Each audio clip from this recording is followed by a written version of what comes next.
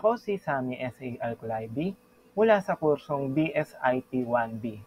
Ngayon ay ibabahagi ko ang aking pananaliksik na nais kong isagawa. Ang aking pananaliksik ay tungkol sa paggamit ng artificial intelligence at kung paano ito nakakaapekto sa akademikong performance at engagement ng mga BSIT students. Layunin nitong matukoy kung nakatulong ba o nakakasagabal ang AI sa pag-aaral. Ano nga ba ang kahalagahan ng aking pananaliksik? Mahalaga ang pag-aaral na ito dahil mabilis na lumalawak ang paggamit ng AI sa edukasyon.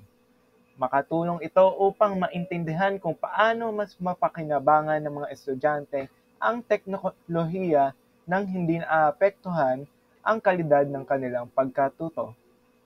At sa aking pagtatapos at aking konklusyon, inaasahan kong sa pamamagitan ng aking pananaliksik na ito ay nakakapagbigay tayo ng gabay para sa mas maayos at epektibong paggamit ng AI upang mas mapaunlad ang ating edukasyon.